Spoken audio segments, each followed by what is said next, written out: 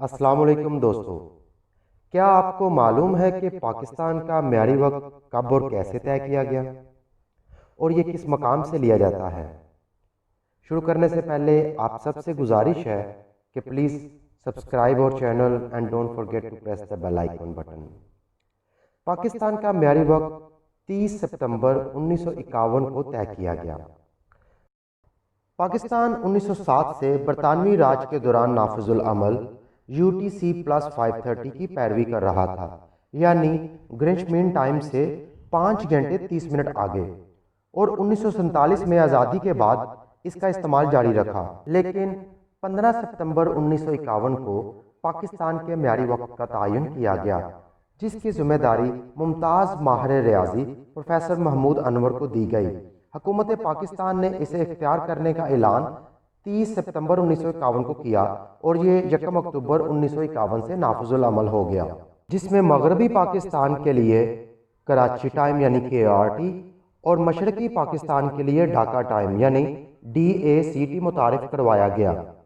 Karachi time کو UTC plus 530 سے کم کر کے UTC پلس 5 یعنی گرینچ مین ٹائم سے 5 گھنٹے آگے ایڈجسٹ کر کے KRT کا نام دیا گیا، اور ڈھاکہ کے لیے یعنی مشرقی پاکستان کے لیے UTC پلس 630 سے کم کر کے UTC پلس 6 کر دیا گیا، یعنی گرینچ مین ٹائم سے 6 گھنٹے آگے۔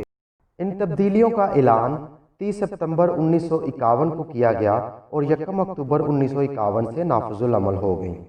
1971 میں فال آف ڈھاکہ کے بعد کراچی ٹائم کا نام تبدیل کر کے پاکستان سٹینڈرڈ ٹائم رکھ دیا گیا۔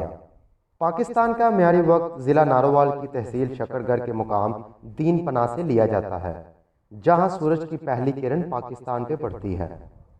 یہ گاؤں بھائی پور اور لالیاں کے وسط میں واقع تھا، لیکن اب گاؤں مکمل طور پر ختم ہو چکا ہے اور وہاں پر ایک مسجد کے سوا کچھ بھی باقی نہیں ہے۔ اسی مقام سے ہندوستان کا بارڈر ختم ہوتا ہے اور کشمیر کا بارڈر شروع ہوتا ہے۔ کرتارپور کوریڈور بھی ضلع نارووال میں ہی واقع ہے اور شکرگر سے اس کی مسافت 25 کلومیٹر ہے۔